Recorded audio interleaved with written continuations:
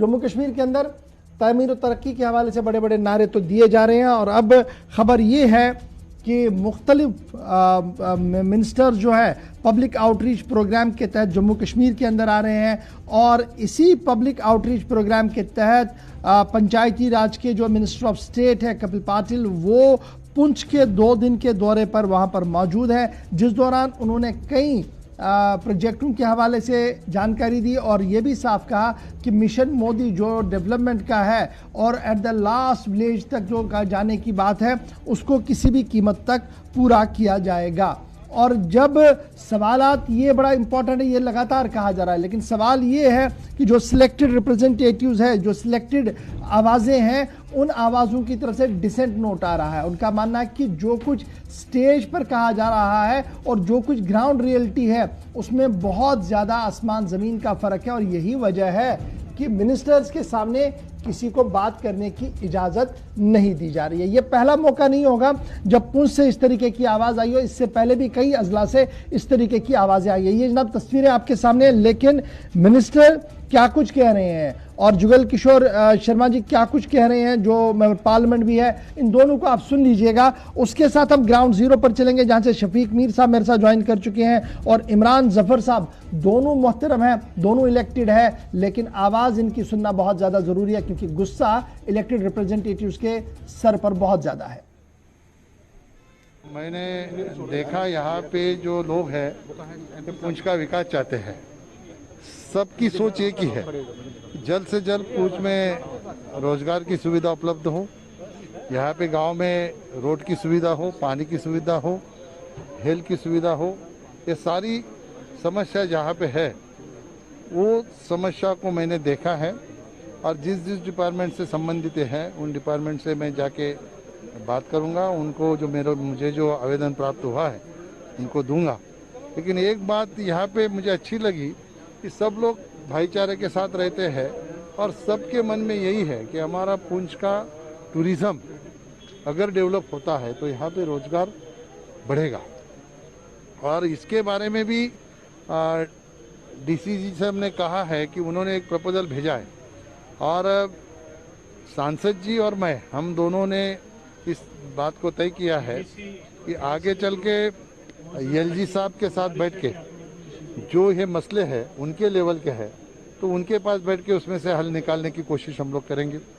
जो हमारे केंद्र सरकार के लेवल के हैं वहाँ पे सांसद और मैं, हम दोनों खुद जिस मंत्रालय से संबंधित है वो मंत्रालय से संबंधित वहाँ पे जाके उनके माध्यम से ये पुंछ में जल्द से जल्द वो काम कैसे हो इसके लिए कोशिश करेंगे। और मुझे ऐसा लगता है कि जम्मू कश्मीर में जो पुंछ है वो पुंछ भी जम्मू कश्मीर के नक्शे पे लोगों को दिखाई दे कि पुंछ में भी कुछ देखने जैसा है, पुंछ में भी नेचर अच्छा है, पुंछ का भी जन्नत जैसा नाम पुंछ का भी ले सकते हैं। इस तरह का काम यहाँ पे सब लोगों को साथ में आके करना है।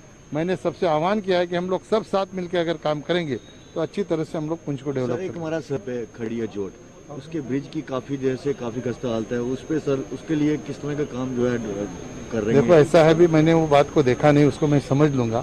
आपने कहा है, मैं इनसे बात को समझ के फिर उसमें क्या कर सकते हैं, ये किसने बनाया था ये भी मुझे पता नहीं, बैक हिस्ट्री मुझे पता नहीं, मैं कुछ भी बोलूंगा तो गलत हो जाएगा।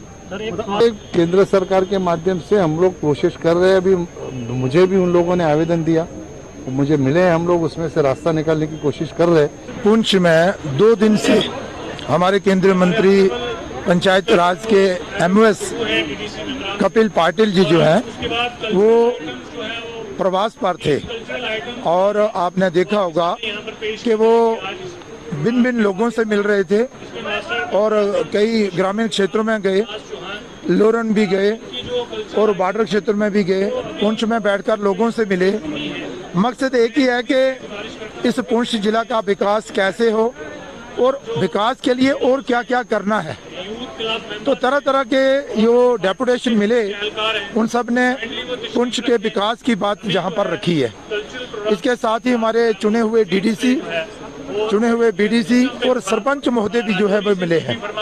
पंचायती राज को और मजबूत करने के लिए क्या क्या कदम हो सकते हैं और पंचायती राज को लागू करने के लिए क्या दिक्कतें आ रही हैं उस पर भी जो है वो जहां पर चर्चा हुई है। और विशेष तौर पर बड़ी बड़ी जो योजनाएं हैं उनको कैसे लागू किया जाए। तो चलिए जी, सुन रहे थे मंत्री साहब को और मेंबर पार्लियामेंट को कि किस तरीके का प्रोग्राम है और हर एक से मिला जा रहा है। तो ग्राउंड टेस्ट भी लेते हैं कि क्या हर एक की बात को सुना गया और इलेक्टेड रिप्रेजेंटेटिव्स की बात को सुना गया या नहीं। सीधे चलेंगे पुंछ, जहां से मेरे साथ शफीक मीर साहब ने भी ज्वाइन किया है और मेरे साथ इमरान जफर जो डीडीसी मेंबर है उन्होंने भी ज्वाइन किया है। बहुत बहुत शुक्रिया जी मीर साहब और जफर साहब ज्वाइन करने के लिए। शुरुआत इमरान जफर साहब आपके यहाँ से ही शुरुआत करेंगे। मंत्री साहब का दौरा था, काफी हाई प्रोफाइल दौरा माने जाते हैं और ये पब्लिक आउटरीच इसको नाम दिया गया, अवाम तक पहुंचने का और सरकार अवाम की बात सुने, एक प्रपोजल बने जो केंद्र सरकार के पास जाए और फिर मामले का निपटारा भी हो। दूरदराज इलाका है, काफी मुश्किलें हैं, तो ये 2 दिन के दौरे को आप कैसे देख रहे हैं? कितना फ्रूटफुल है और कितना सुना गया लोगों को? सर, सबसे पहले मैं आपको बताऊं कि मैं आपका शुक्रगुजार हूं कि आपने अपने चैनल पे बुलाया और हमारी आवाज को और बुलंद किया। बात ये, इस दौरे की हमें 1 महीने से जो है वो हमें इंतजार था कि ये दौरा होगा और हम अपनी बातें जो है वो रखेंगे। आज तकरीबन हमें डीडीसीज को बने हुए तकरीबन 10 महीने हो गए और 10 महीने में अगर देखा जाए तो मैं उस बॉर्डर एरिया का रहने वाला हूं। आपने सुना होगा मनकोट, जहां पे आए दिन शेलिंग चलती थी और आपका ही न्यूज चैनल दिखाता था हमेशा। आज कुछ महीनों से जो है वो शेलिंग बंद है और हमारा जो बॉर्डर है, जो हमारा मनकोट है, वो सुर्खियों में नहीं है। लेकिन मैंने कई बार एक बात कही उनसे, जो भी अपनी काउंसिल है उनसे, और जितने भी हमारे जो इससे पहले जो भी कोई एडवाइजर साहब आए या गवर्नर साहब से हमने, एलजी साहब से हमने जो बात की, हमने एक ही बात की कि जो बॉर्डर एरिया हैं उनमें हमने पहले मिलिटेंसी देखी, मिलिटेंसी के बाद हमने गोलाबारी का निजाम देखा। अब गोलाबारी का जो निजाम है वो अभी फिलहाल जो है बंद है। सीज फायर एग्रीमेंट हुआ, मैं मुबारकबाद देता हूं, लेकिन ये कब तक है इस चीज का पता नहीं है। आज मैं आपको बताता हूं कि आज उन्होंने बताया कि सब ठीक है, यही बताया गया कि सब ठीक है। मैं बॉर्डर एरिया का रहने वाला हूं और मैं सबसे पहली, हो सकता है आपको ये तस्वीर दिखे ना दिखे, ये तस्वीर मैं दिखाता हूं, आपको दिख रही है क्या जी? ये तस्वीर देखिए आप। ये तस्वीर जो है ये बॉर्डर एरिया टाइम की है, मनकोट से ऊपर, और ये बिल्कुल एलओसी के साथ लगी हुई है। यहां पे ये जो बच्चियां हैं, जहां पे बताया जा रहा है कि बेटी पढ़ाओ बेटी बचाओ, हाँ, ये बच्चियां जो हैं ये पानी के लिए 6-6 घंटे जो हैं आर्मी की गाड़ियों का इंतजार करती हैं। और यहां पे ये कहा जा रहा है कि ये बेटियां जो हैं ये बिजनेस करें, ये बेटियां जो हैं ये पढ़ाई करें। तो आप मुझे बताइए कैसे मुमकिन है कि जब एक बच्ची जो है वो 6 घंटे पानी का इंतजार करती है। उसके बाद आप ये देखिए, दूसरे इलाके का मैं आपको बता रहा हूं, मतलब हर इलाके का यही निजाम है। ये बच्चियां, मैं जब इनके पास गया था अभी पीछे 2-3 महीने पहले दौरे पे, तो ये इनने मेरे से एक वादा लिया था। इनने कहा था हमें पढ़ाई नहीं चाहिए, हमें कॉलेजेस नहीं चाहिए, हमें स्कूल नहीं चाहिए, हमें पानी दे दो आप घर में, हम बिना पानी के भूखे प्यासे मर रही हैं हम यहाँ पे। 6-6 घंटे ये बच्चियां जो हैं ये इंतजार करती हैं। अब मैं इनके सामने क्या मुंह लेके जाऊं कि मैं इनके लिए पानी ला पाया नहीं ला पाया। ये हमारे जो बॉर्डर एरिया के टैंक हैं, आप ये देखिए वाटर टैंक, ये इनकी कंडीशंस हैं। ये शेलिंग के साथ इनकी छत जो है उड़ चुकी है और इनमें एक बूंद भी जो है वो पीएचई की तरफ से नहीं पड़ता। पीएचई तो रहा नहीं, अब तो जल शक्ति का नाम दिया जा रहा है कि सरकार की तरफ से कि हर घर नल, हाँ, हर घर नल। उसके बाद आप ये देखिए कि ये बॉर्डर एरिया के जो ये स्कूल हैं, आप ये देखिए, ये इन स्कूल्स की हालत देखिए कि ये क्या हालत है इनकी। आप मुझे ये बताइए कि मैं अगर अवाम का चुना हुआ नुमाइंदा हूं और सबसे बड़ी लीड मैंने, सबसे बड़ा जो मैंडेट है लोगों ने मुझे दिया, आज मैं उन लोगों को पानी भी ना दे सकूं। आज हमारी कंडीशन ये है जनाब कि हम, मतलब जो पहले वाला निजाम था उसमें यह था कि कम से कम एक लीडर जो है वो किसी को पाइप दिलवा सकता था, कहीं पे पानी चलवा सकता था। आप कंफर्म कीजिए कि डीडीसी मनकोट के हाथों एक भी मोहल्ले में अभी तक पानी गया? मैं पिछले लगातार 10 महीने से पानी पानी पानी पानी करके मर रहा हूं। वो तो बहुत बड़ी बड़ी बातें हम कहें कि जफर साहब, बहुत ही खतरनाक बात आप बता रहे हैं, क्योंकि ये ग्राउंड रियलिटी है और उसको दिल्ली तक पहुंचाना बहुत ज्यादा जरूरी है, क्योंकि आज जब मैं इस पूरी तकरीब को देख रहा था, जो ब्रीफ किया गया उसमें कहा गया कि देखिए हमने हजारों करोड़ रुपए का काम किया है, पाइपें बिछ रही हैं, स्कूल के बिल्डिंग हो रही है। और आज मंत्री साहब ने कहा कि देखिए मेरे पास बहुत बड़ा बजट है, ग्रामीण सड़कें हैं और विकास कार्यों को और आगे बढ़ाना है। तो क्या मैं ये मानूं कि ग्राउंड जीरो की जो रिफ्लेक्शन है वो यूनियन गवर्नमेंट तक, स्टेट एडमिनिस्ट्रेशन हेड्स तक नहीं जा पा रही है और कुछ और दिखाया जा रहा है, all is well Gudi Gudi चल रहा है जी सारा कुछ? सर जैसे आज जो ये एडमिनिस्ट्रेशन की तरफ से, मैं क्या बोलूं, मैं किसी के खिलाफ नहीं बोलूंगा, लेकिन एक बात है कि हमें 1 महीने पहले से ये तैयारियां करवाई जा रही थी और डिसाइड भी हुआ था कि जो डीडीसी मेंबर और बीडीसी चेयरपर्सन जो हैं वो कम से कम 1-1, 2-2 मिनट जो है वो अपनी जो मुश्किलात हैं वो उनके सामने रखेंगे। लेकिन आज जो है वो हमारे एक तरह से मुंह को बंद किया गया। ये तो हम जबरदस्ती हमने कहा कि हमने अपनी बात रखनी है। अगर अवाम ने हमें बोलने के लिए भेजा है, काम करने के लिए भेजा है, अगर हम अपनी बात भी नहीं रख सकें तो बदकिस्मती की बात है। आज हमारे मंत्री जी आए यहाँ पे, आप मुझे बताइए कि इस प्रोग्राम में सबसे पहले जो है ये प्रोग्राम किसका था? ये पंचायती राज का प्रोग्राम था। क्या यहाँ पे पंचीस और सरपंचीस को न्योता दिया गया? सिलेक्टेड लोग थे। अगर सरपंचीस को भी दिया गया, वो सिलेक्टेड लोग थे। ठीक है, आज यहाँ पे सरपंचीस होने चाहिए थे, आज यहाँ पंचीस होने चाहिए थे, ताकि वो अपने मंत्री को सुने कि क्या प्रोग्राम है हमारे लिए। और मैं आपको एक चीज बताऊं, आज हमने डीडीसी मेंबर तो बनाया कि हमें बहुत उम्मीदें, बहुत ज्यादा उम्मीदें, लेकिन आज हमारा हाल यह है कि हम किसी जगह जाते हैं। अभी मैं 3-4 दिन आऊंगा दोबारा। जफर साहब आप बने रहिए हमारे साथ, मैं आऊंगा आपके पास। शफीक मीर साहब मेरे साथ है। मीर साहब, माजी में जब आपसे बैठते थे तो शिकायत ये थी कि जनाब सिस्टम के अंदर जो लोग हैं वो दरअसल रिप्रेजेंटेशन को पसंद नहीं कर रहे हैं और वो इसको बर्दाश्त नहीं कर पा रहे हैं। फिर अमेंडमेंट्स आई तो आपने कहा कि देखिए अब बड़ी चीज़ें जी बदलेंगी। अब जब टायर सारे गाड़ी के फिट है, स्टेपनी भी लग गई है और एक अच्छा शोकेस है गाड़ी का और दुनिया भर में आपको घुमाया भी जा रहा है कि देखिए जी ये हमारा सिस्टम है जी डेमोक्रेसी का, तो क्या मैं ये मानूं कि आप सबकी हैसियत एक चेस बोर्ड की है, मोहरों की तरह आपको रखा गया और खेल कोई और खेल रहा है? देखिए अशफाक साहब, बहुत सारी चीजें जो है हमारे भाई इमरान जफर ने जो है वो आपकी गोशगुजार की हैं या आपके ऑडियंस के गोशगुजार की हैं।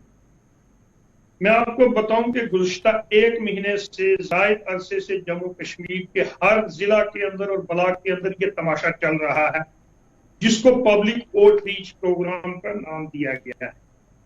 और हर जिला और हर ब्लॉक के अंदर इन फंक्शनों की जीनत जो है पंचायती नुमाइंदों को बनाया जाता है, चाहे वो पंच हो, चाहे सरपंच हो, चाहे बीडीसी हो, चाहे डीडीसी हो।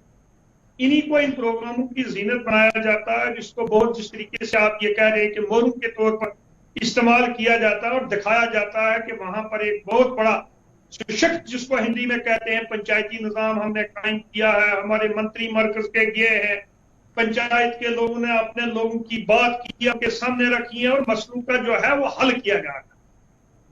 पुंछ के हवाला से मैं ये कहूंगा कि इसके लिए स्पेशलिटी ये है कि जम्मू कश्मीर के हवाला से ये जो प्रोग्राम चल रहा है, ये 70 मिनिस्टरों का जो जत्था गुज़श्ता 1 महीने से जम्मू कश्मीर के दौरे कर रहा है, उसमें आज जो पंचायती राज के वजीर ममलिकत थे कौमी सतह पर, वो पुंछ आए थे। इस हिसाब से भी इस चीज की ज्यादा अहमियत बनती थी और उसके लिए आपके पास सीधी मिसाल है। लोगों के साथ वो पंचायती नुमाइंदों के साथ कितने मिले हैं, पंचायती अदारों के साथ कितने मिले हैं, उसका गवाह कल जब वो मंडी के अंदर गए, वहां पर जब सरपंच ने प्रोटेस्ट किया, जब उनको अंदर वेन्यू के अंदर दाखिल नहीं होने दिया गया, आपके चैनल पर शायद ये खबर भी दिखाई गई है और बहुत सारे चैनल्स ने इसको कवर किया है। यह था गुज़िश्ता रोज का दौरा मंत्री महोदय का लोरन एरिया का, लोरन और मंडी का। उसके बाद था आज उनका जिला सतह का फंक्शन, जहां पर पंचायती नुमाइंदों को, चाहे वो डीडीसी हो, चाहे वो बीडीसी हो, या उनके कुछ जो है मंजूर नजर अगर पंचायत के दूसरे कुछ लोग थे, उनको भी वहां पर जो है एक शो पीस की तरह वहां पर बैठाया हुआ था। उसी शो पीस की हैसियत से हम भी बैठे हुए थे। अब वहां पर क्या प्रोजेक्शन हुई? देखिए, ये 2 किस्म के दौरे हैं। एक तो यह है कि जितने भी मंत्री आते हैं, इनके दौरे जो है अफसरों तक और सरकारी मशीनरी तक महदूद रहता है। उससे बाहर जिसको ये पब्लिक का नाम देते हैं, वो बीजेपी के कारकुनान तक महदूद रहता है। आज का मैं आपको वाकया सुनाऊं, पुंछ के अंदर क्या होता है। डीसी और बीडीसी की गाड़ी जो थी, डिस्पाइट बड़ा प्रोटोकॉल अनाउंस करने के बावजूद गेट से अंदर नहीं जाने दी गई, कि गेट से किसी, इस पर एक लड़ाई भी वहां के जो है डीडीसी मेंबर है, मेरे ख्याल उनकी लड़ाई भी गेट पर हुई है। मैं अब नाम नहीं बताऊंगा क्योंकि सबको पता है। लेकिन उसके साथ ही बीजेपी के जो जिला सदर हैं, उनकी गाड़ी जो है पूरे कानवाई के साथ बदतर सलूक देकर अंदर गई। ये है प्रोटोकॉल, ये आप अंदाजा लगा सकते हैं। वहां पर भी ऐसा ही हुआ।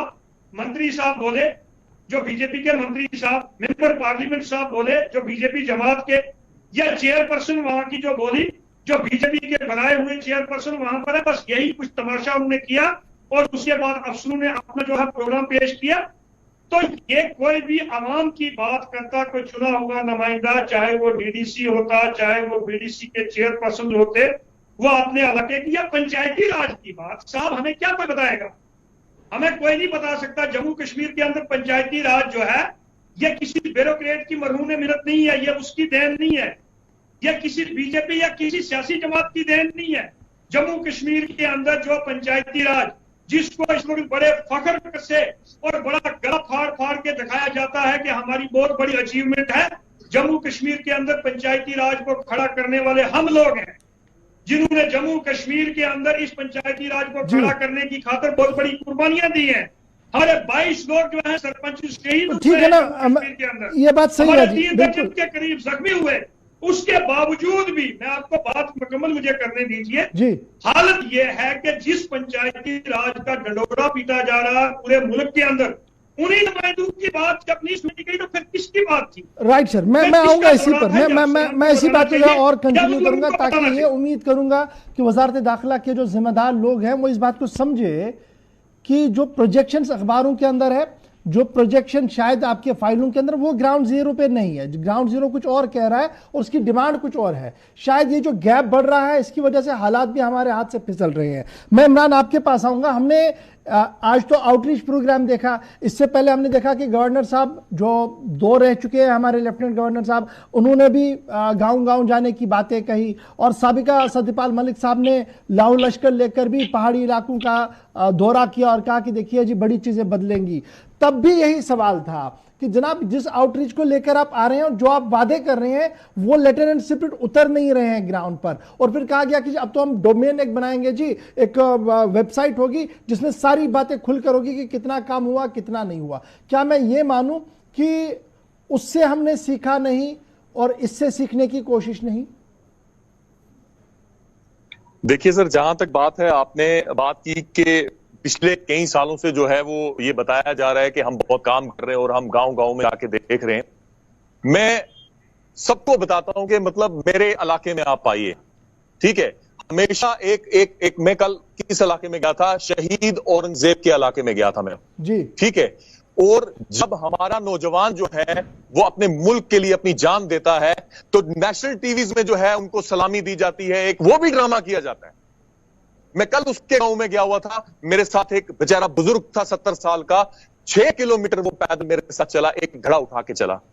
आप मुझे बताइए कि अगर पंचायती राज एम्पावर हुआ है, हमने ये सोचा था हम काम करेंगे, हमारे कहने पे अगर पाइप नहीं लग रही है, हमारे पास स्टाफ नहीं है, हमारे पास ऑफिस नहीं है, हम किस तरीके से चल रहे हैं वो अल्लाह जानता है या हम जानते हैं। हम इतने मजबूर हैं कि अगर ऐसा ही निजाम चलता रहा तो कुछ महीनों के बाद या कुछ दिनों के बाद आप हमें सड़कों पे देखोगे, ठीक है। तो अगर देखा जाए पंचायती राज तब जो है वो एम्पावर होता कि मेंबर्स को, सरपंचीज को जो है वो एम्पावर किया जाता, डीडीसी चेयरपर्सन और डीडीसी मेंबर्स को जो है वो एम्पावर किया जाता। लेकिन यहां पे आप मुझे एक बात बताइए, हमें 72 लाख का जो है कैपेक्स दिया गया। अब मेरी जो है 17 पंचायतें, उनमें 72 लाख में मैं क्या करूंगा? जहां पे मैं एक मोहल्ले में भी अगर 72 लाख लगाऊं, क्योंकि उजड़ा हुआ चमन है मेरा। ये बॉर्डर की बात करते हैं कि बॉर्डर में हमने ये कर दिया, हमने वो कर दिया। हमारे बाप दादा ने कुर्बानियां दी इस मुल्क को, इस इलाके को हिंदुस्तान के साथ जोड़ने में।